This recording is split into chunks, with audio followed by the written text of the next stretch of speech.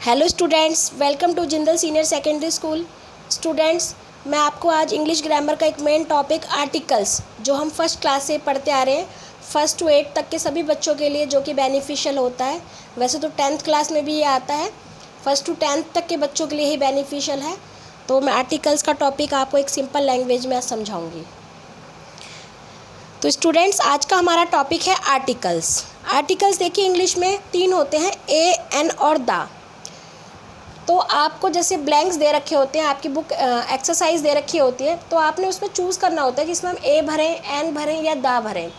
तो मैं आपको बड़े ही सिंपल से ऐसे कुछ रूल्स आज बताऊंगी जिनसे आप बिल्कुल एकदम पहचान जाएंगे कि इसके अंदर ए आएगा, एन आएगा या दा आएगा। पहले आपको पता होना चाहिए आर्टिकल्स होते क्या हैं। तो मैंने आपको बताया अभी, आर्टिकल्स होते हैं ए, एन और दा।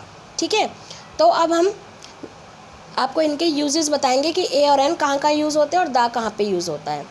देखिए, सिंगुलर काउंटेबल नाउन जो हो, जिसे गिना जा सके, जैसे कि I have a good looking dress. Good looking dress, उसके पास में एक बहुत अच्छी दिखने वाली ड्रेस है, तो इसमें ए का यूज़ करा है उसने, गुड लुकिंग ड्रेस, क्योंकि उसको गिना जा सकता है। एक ड्रेस है ना वो, तो ए आएगा। I have a good looking dress, तो ए आएगा कि मेरे पास में एक अच्छी दिखने वाली पोशाक है, अच्छी दिखने वाली एक ड्रेस है। अच्छा, एक आपने एक चीज़ का ध्यान रखना है, वोवेल्स का इसके अंदर बड़ा यूज़ होता है। वोवेल्स का आपने खास तौर पे ध्यान रखना है। आपके वोवेल्स इंग्लिश में ए, ई, आई, ओ, यू 5 वोवेल्स होते हैं। बट इसमें क्या होता है, देखिए ज़रा आप, वोवेल्स की अगर आपको आवाज़ आ रही है, जैसे देखिए वोवेल्स ना, इसमें इंग्लिश में ध्यान नहीं देके हम इनकी हिंदी साउंड का ध्यान देंगे। आ, ई, ए, ओ। अगर इनसे मेल खाता है तो उसमें एन का यूज़ होगा। ठीक है, जैसे देखिए मैं आपको बताती हूँ एक एग्जांपल देके, I have an ink pot. तो इंक पॉट, ई की आवाज़ आ रही है ना इसको बोलने में, इंक पॉट, ई, तो एन का यूज़ होगा। जैसे और देखिए, dash elephant is in the jungle. Elephant, elephant को हम कैसे प्रोनाउंशिएट करते हैं, ए की आवाज़ आ रही है, तो ये भी वोवेल की साउंड दे रहा है हिंदी में, तो इसमें भी एन आएगा। ठीक है। अच्छा, कुछ सेंटेंसेस ऐसे होते हैं जिसमें ना होता तो वोवेल है, लेकिन उनको अगर हम जब बोलते हैं, उनका उच्चारण करते हैं, तो कॉन्सोनेंट आता है, उसमें व्यंजन आता है। देखिए बच्चे बड़े कंफ्यूज हो जाते हैं, कहते हैं मैम इसमें आ तो वोवेल रहा है, फिर इसमें हम एन क्यों नहीं लगा रहे, ए क्यों लगा रहे हैं। तो देखिए वो, ही रीड इन अ यूनिवर्सिटी। अब यूनिवर्सिटी, तो बच्चे कहते हैं मैम यूनिवर्सिटी में यहाँ पर यू आ रहा है, तो ये तो वोवेल है यू, तो इसमें आपने एन फिल क्यों नहीं करा, इसमें ए फिल क्यों करा है।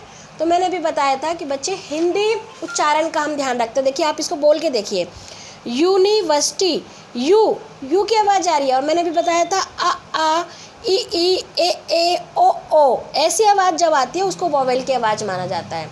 तो इसमें यू की आवाज़ आ रही है, तो ये उसका साउंड नहीं है, वोवेल का साउंड से मेल नहीं खा रहा ये, तो इसलिए इसमें ए भरेंगे, ना कि एन भरेंगे। जैसे ये देखिए, Raghav is dash one eyed man. अब देखिए बच्चे यहाँ पे कहते हैं मैम यहाँ पर वन है, ब्लैंक से बाद में ओ एन ई वन है, तो ओ तो वोवेल है, तो इसमें एन आएगा, लेकिन नहीं, इसको पढ़ के देखिए, वा की साउंड आ रही है, वन तो कॉन्सोनेंट का साउंड है ना, इसलिए आप यहाँ पर ए भरेंगे, ना कि एन भरेंगे। एन हम वहाँ पर भरते हैं, वहाँ पर लगाते हैं जहाँ पर आपका साउंड आ, ई, ए, ओ इस टाइप का आ रहा हो, तो वहाँ पर हम क्या करते हैं, उसका यूज़ करते हैं, हम एन का यूज़ करते हैं। ठीक है।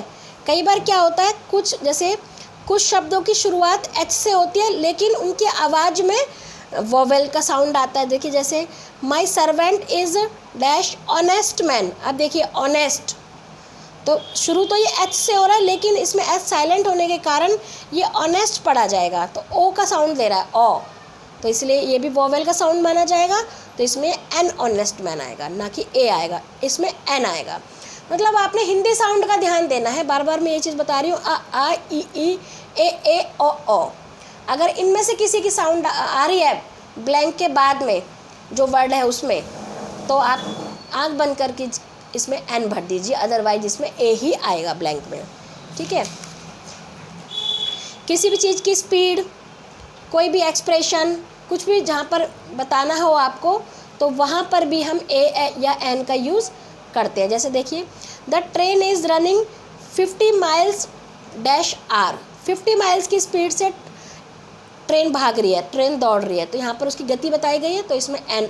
अब देखिए यहाँ पर भी वही चीज़ है, इसको हम कई बच्चे इसको हार पढ़ते हैं, कोई हावर पढ़ता है, कोई आवर, इसको आर पढ़ा जाएगा, तो आ की साउंड आ रही है तो इसलिए एन आएगा इसमें, ठीक है।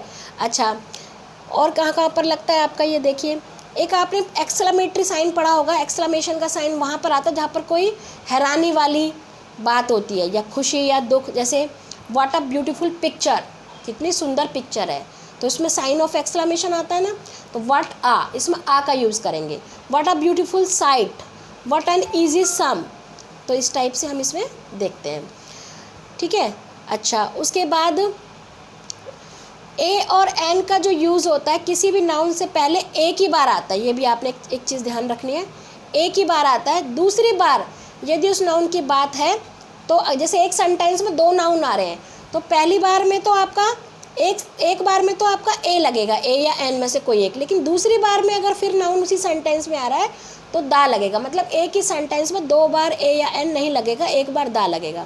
देखिए कैसे, I bought a cow, the cow is of white colour, मैंने गाय खरीदी, गाय सफ़ेद रंग की है। अब देखिए यहाँ पर आप आई बॉट आ, यहाँ पर हमने ए भरा, आई बॉट ए काउ। अब यहाँ पे ऐसे नहीं लिख सकते a cow is of white colour, no, यहाँ पर दा आएगा। तो नाउन जब आता है तो एक बार हम ए और एन का यूज़ कर सकते हैं और दूसरी बार दा का। अच्छा, एक चीज़ का आपने ध्यान रखना है, डिग्रीज़ का भी एक बार थोड़ा मैं आपको बताती हूँ। जैसे देखिए, जैसे his father is an MLA। अब देखिए, आप कहोगे मैम ये तो एम लिखा हुआ है, तो वॉवेल नहीं है, बट इसको पढ़ कैसे रहे हम, एम, ए की आवाज़ आ रही है ना, तो इसके साथ एन लगेगा। ही इज़ एन SDO, ए की आवाज़ आ रही है, यहाँ पर पढ़ने में एस को हम कैसे पढ़ते हैं, एस, ए की आवाज़ आ रही है तो एन लगेगा, ठीक है। अब हम आपको दा का बताते हैं कि दा कहाँ पे यूज़ होता है। दा का बड़ा सिंपल सा रोल है। दा जो होता है किसी भी पर्टिकुलर, किसी भी विशेष चीज़ के लिए यूज़ होता है, किसी भी व्यक्ति या वस्तु के साथ जो बहुत ही स्पेशल, बहुत ही विशेष हो, ठीक है।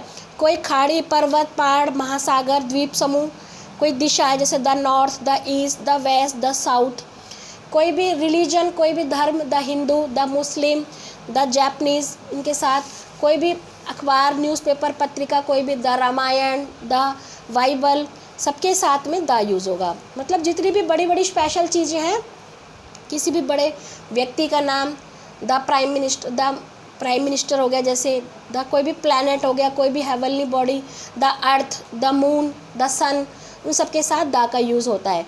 कोई भी देश, प्रांत, ठीक है, इनके साथ भी द का यूज़ होगा। जब जैसे हम पूरे ग्रुप का या पूरी जाति का वर्णन कर रहे हों, जैसे the dog is a faithful animal, कुत्ता एक वफादार जानवर है, तो कुत्ता है जो कुत्ते की पूरी जाति के लिए यूज़ किया गया ये वर्ड, तो यहाँ पर द आएगा। इसलिए महीने और तारीख के साथ में भी, ठीक है। ऑर्डिनल नंबर हो जैसे the first, the second, the third, the fourth, उनके साथ में भी द का यूज़ होता है, ठीक है। कोई भी पोस्ट है उसमें भी, जैसे Shri APJ Abdul Kalam is the president, अब प्रेसिडेंट हमारी कंट्री की सबसे बड़ी पोस्ट है, तो इसके साथ भी द लगाया है, ठीक है। तो आपने इसमें ध्यान रखना है कि द कहाँ कहाँ पे यूज़ होना है। मैं आपको सिंपली वे में दोबारा बताती हूँ। बड़े बड़े नाम, स्पेशल जो चीज़ें, स्पेशल कोई व्यक्ति, कोई वस्तु, कोई पुस्तक, पहाड़, पर्वत, नदी, स्पेशल जितनी भी चीज़ें हैं, विशेष जो है, उनके साथ आपने द का यूज़ करना है। ये आपके लिए यहाँ पर एक एक्सरसाइज दे रखी है, ठीक है। आपने ये एक्सरसाइज खुद से फिल करनी है, और कोई अगर दिक्कत आती है तो आप हमें मैसेज करके बता सकते हैं, फिर मैं आपको फिल करना बताऊंगी। देखिए, जैसे आपको ये एक्सरसाइज दे रखी है, I bought dash ink pot, अब आप समझ गए होंगे आप, ई की आवाज़ आ रही है तो इसमें एन आएगा। इस टाइप से आपने पूरी एक्सरसाइज ये देख लीजिए, ये आपने कर लिया। Thank you very much.